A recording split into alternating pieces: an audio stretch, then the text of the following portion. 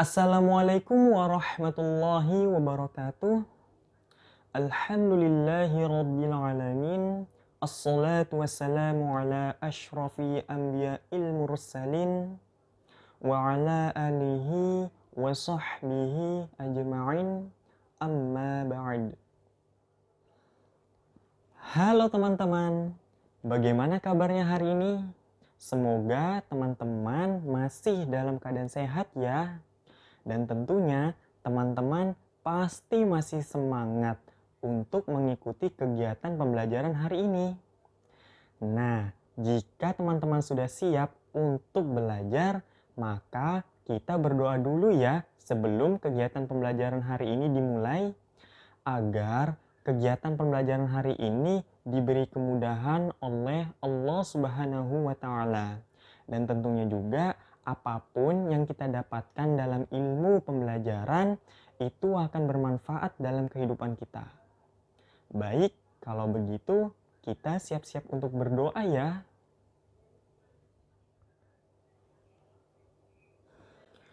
Bismillahirrahmanirrahim.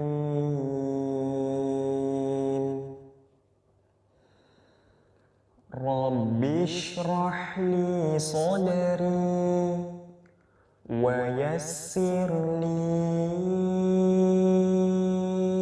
amri wahlul 'uqdatam min lisani yafqahu qawli. Nah, jika teman-teman sudah selesai berdoa, maka kita akan siap-siap untuk pembahasan materi ya. Pada pertemuan pertama ini, kita akan membahas tema mikroorganisme.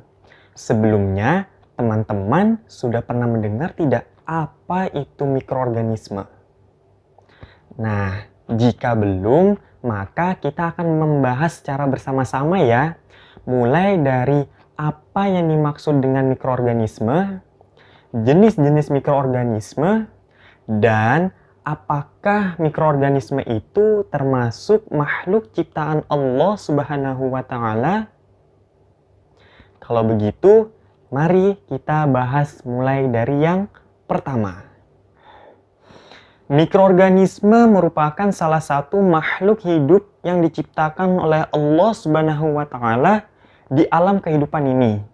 Mikroorganisme memiliki ukuran yang sangat kecil, sehingga mata manusia ini tidak dapat melihatnya secara langsung, sehingga manusia membutuhkan alat bantuan untuk melihat mikroorganisme. Nah, teman-teman, apakah sudah mengetahui nama alat bantu tersebut untuk manusia melihat mikroorganisme? Jika belum, Bapak akan sampaikan bahwa alat bantu tersebut bernama mikroskop. Dengan alat mikroskop tersebut, manusia dapat melihat berbagai jenis mikroorganisme. Teman-teman dapat mengetahuinya dari secara umum saja bahwa mikroorganisme itu ada beberapa yang dapat diketahui oleh manusia. Yang pertama jenisnya yaitu virus, bakteri, jamur, alga, dan lain-lain. Tentunya jumlah mereka ini sangatlah banyak. Keberadaan mikroorganisme ini tidak dapat kita ingkari bahwasanya mikroorganisme ini memiliki peran yang sangat penting dalam kehidupan kita. Seperti yang tadi Bapak telah jelaskan bahwa mikroorganisme itu memiliki beberapa jenis. Namun, dari setiap jenis tersebut memiliki fungsi-fungsi tersendiri. Bapak akan mengambil contoh bakteri. Bakteri itu terbagi dua. Ada bakteri yang baik, ada juga bakteri yang jahat.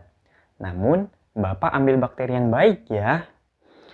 Contoh sederhana yang dapat kita ketahui bahwa bakteri baik ini dapat membantu manusia untuk menciptakan makanan. Teman-teman pernah mengetahui atau pernah mencoba makanan yang bernama tempe, tahu, kecap, keju, dan yogurt? Nah, itu semua diciptakan oleh manusia dengan bantuan dari mikroorganisme yang bernama bakteri. Selain bakteri, ada juga loh teman-teman mikroorganisme yang begitu sangat penting dalam kehidupan ini, yaitu bakteri dan alga. Mereka ini termasuk unsur yang sangat penting dalam proses fotosintesis pada tumbuhan. Dari beberapa hal yang telah tadi Bapak sampaikan, kita harus semakin yakin bahwa mikroorganisme tersebut merupakan makhluk hidup yang diciptakan oleh Allah Subhanahu wa Ta'ala. Karena itu semua merupakan tanda-tanda kebesaran dari Allah Subhanahu wa Ta'ala dalam kehidupan ini. Nah, untuk teman-teman tidak perlu bingung ya bahwa ada nama Allah atau yang disebut Asmaul Husna Allah Subhanahu wa Ta'ala yang mencerminkan itu semua. Teman-teman pernah mendengar Al-Khaliq? Al-Khaliq artinya Allah Maha Pencipta.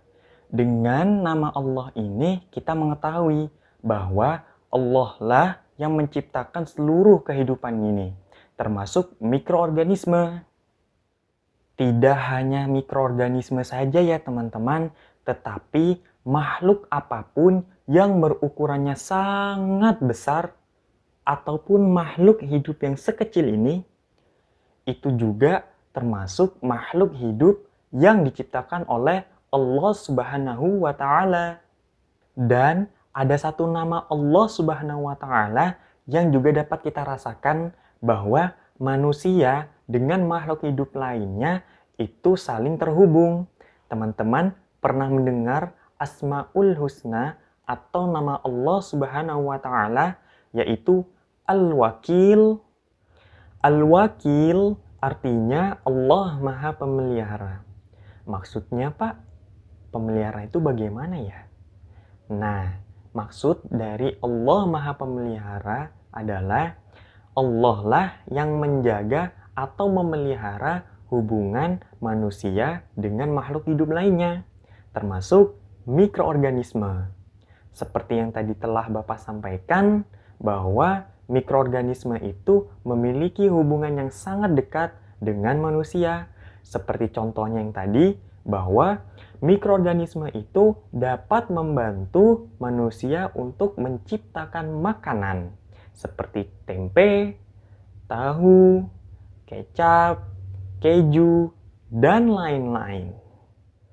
Teman-teman perlu diingat ya bahwa apapun makhluk hidup yang berukuran sangat besar ataupun sekecil ini, maupun di atas langit ataupun di bawah bumi, itu semua makhluknya Allah Subhanahu wa Ta'ala.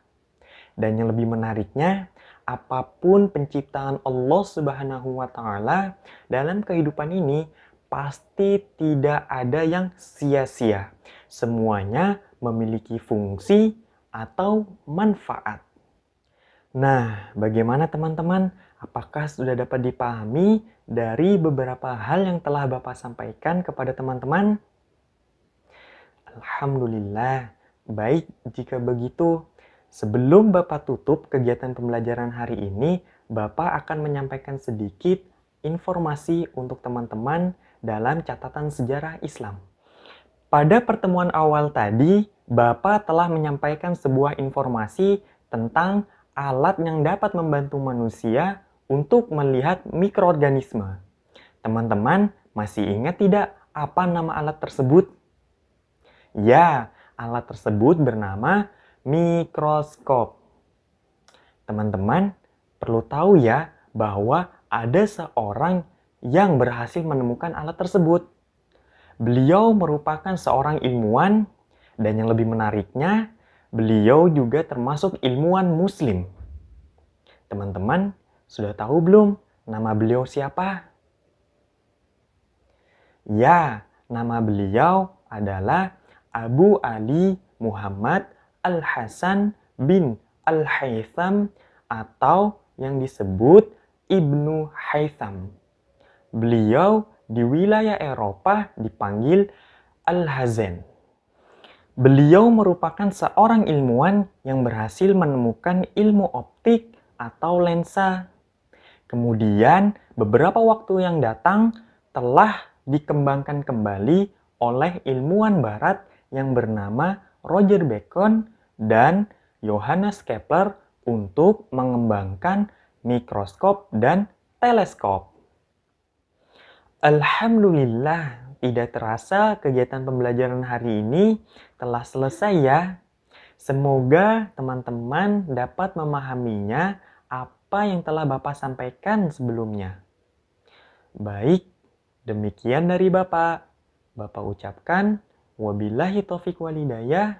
Assalamualaikum warahmatullahi wabarakatuh.